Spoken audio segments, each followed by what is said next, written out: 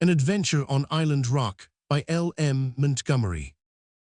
"Who was the man I saw talking to you in the hayfield?" asked Aunt Kate as Uncle Richard came to dinner. "Bob Marks," said Uncle Richard briefly. "I've sold Laddie to him." Ernest Hughes, the 12-year-old orphan boy whom Uncle boarded and kept for the chores he did, suddenly stopped eating. "Oh, Mr. Lawson, you're not going to sell Laddie," he cried chokily. Uncle Richard stared at him. Never before, in the 5 years that Ernest had lived with him, had the quiet little fellow spoken without being spoken to, much less ventured to protest against anything Uncle Richard might do. "Certainly I am," answered the latter curtly. "Bob offered me $20 for the dog, and he's coming after him next week." "Oh, Mr. Lawson," said Ernest, rising to his feet, his small, freckled face crimson. "Oh, don't sell Laddie. Please, Mr. Lawson, don't sell him." "What nonsense is this?" said Uncle Richard sharply.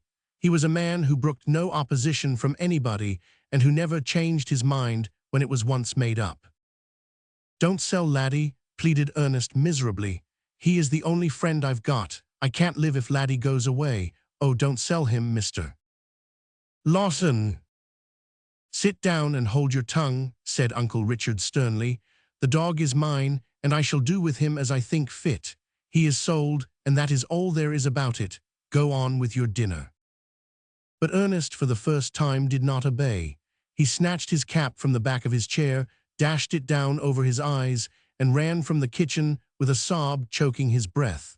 Uncle Richard looked angry, but Aunt Kate hastened to soothe him. "Don't be vexed with the boy, Richard," she said. "You know he is very fond of Laddie.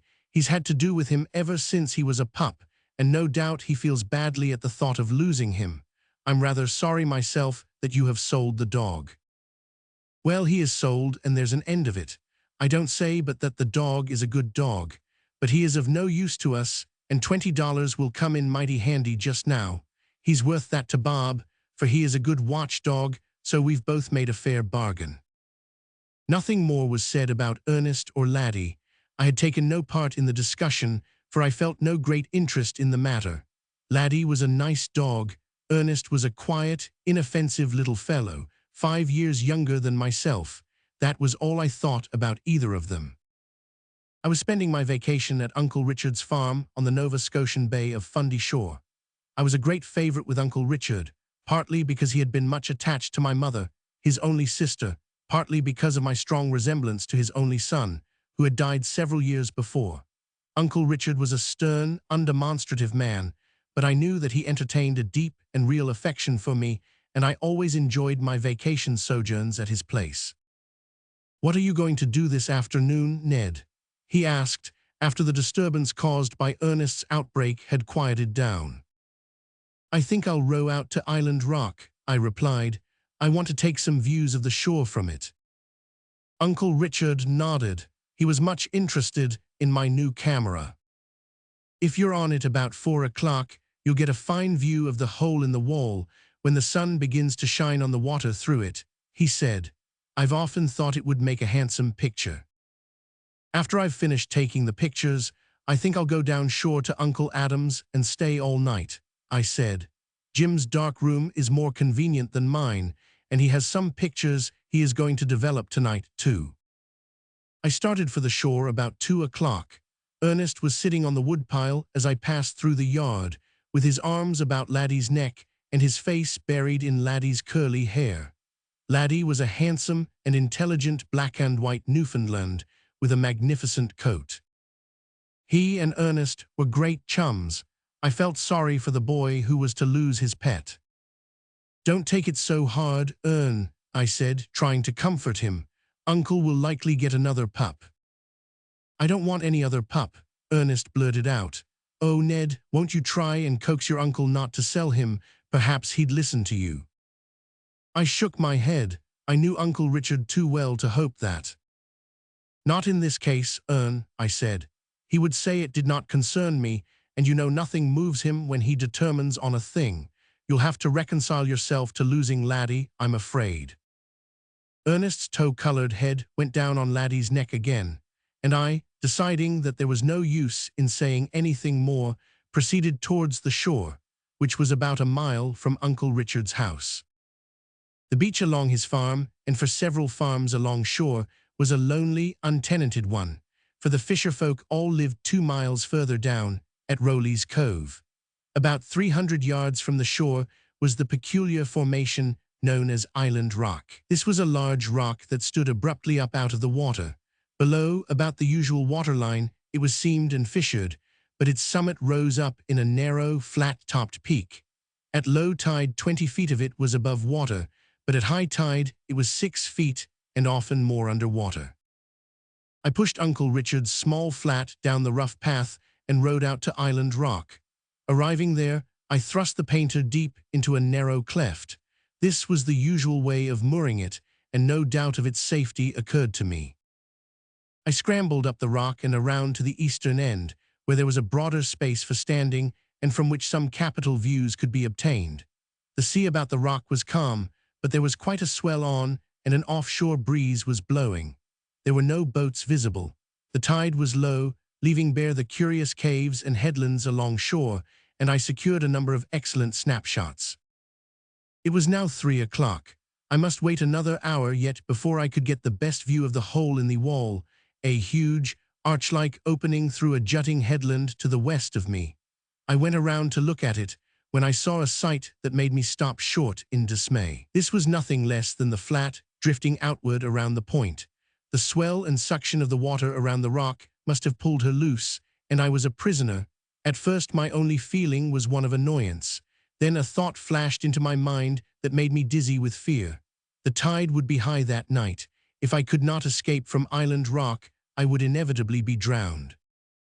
I sat down limply on a ledge and tried to look matters fairly in the face. I could not swim. Calls for help could not reach anybody. My only hope lay in the chance of somebody passing down the shore or of some boat appearing. I looked at my watch. It was 3:15. The tide would begin to turn about 5, but it would be at least 10 before the rock would be covered. I had then little more than 6 hours to live unless rescued. The flat was by this time out of sight around the point.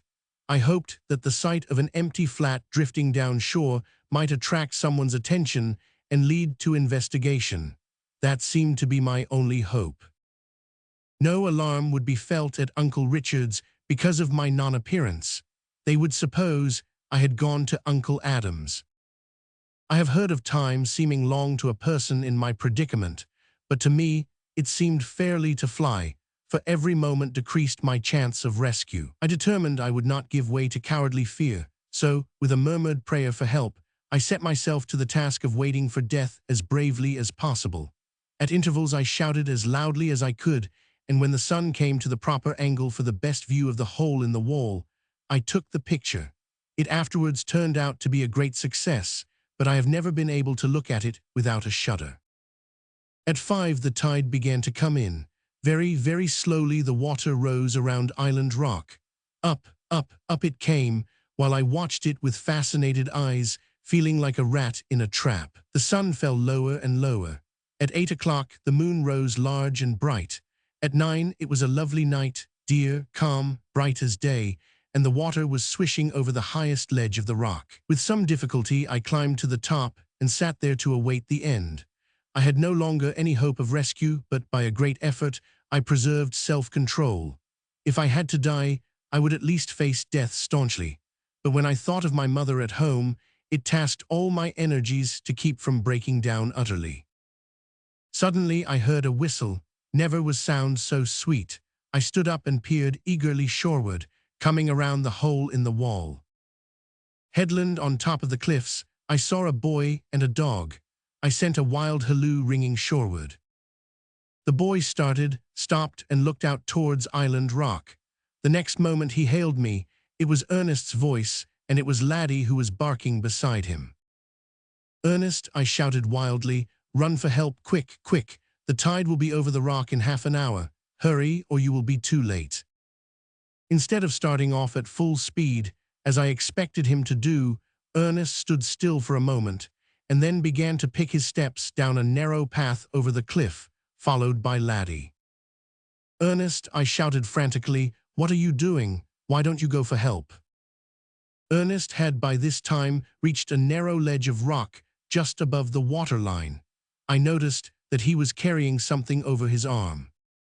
It would take too long, he shouted. By the time I got to the cove and a boat could row back here, you'd be drowned.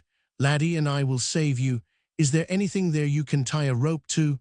I've a coil of rope here that I think will be long enough to reach you. I've been down to the cove and Alec Martin sent it up to your uncle. I looked about me. A smooth, round hole had been worn clean through a thin part of the apex of the rock. I could fasten the rope if I had it, I called, but how can you get it to me?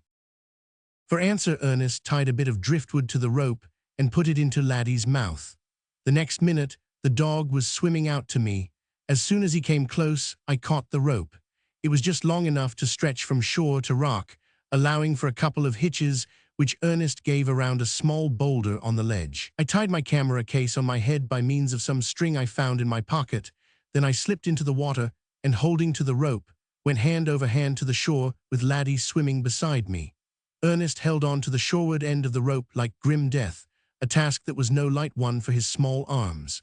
When I finally scrambled up beside him, his face was dripping with perspiration and he trembled like a leaf. "Ern, you are a brick," I exclaimed. "You've saved my life." "No, it was Laddie," said Ernest, refusing to take any credit at all. We hurried home and arrived at Uncle Richard's about 10, just as they were going to bed. When Uncle Richard heard what had happened, he turned very pale and murmured, "Thank God. Aunt Kate got me out of my wet clothes as quickly as possible, put me away to bed in hot blankets, and dosed me with ginger tea." I slept like a top and felt none the worse for my experience the next morning.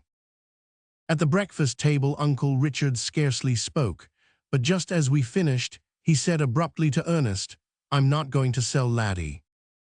You and the dog saved Ned's life between you, and no dog who helped do that is ever going to be sold by me. Henceforth, he belongs to you. I give him to you for your very own." "Oh, Mr. Lawson," said Ernest with shining eyes. I never saw a boy look so happy. As for Laddie, who was sitting beside him with his shaggy head on Ernest's knee, I really believed the dog understood, too. The look in his eyes was almost human. Uncle Richard leaned over and patted him. "Good dog," he said, "good dog."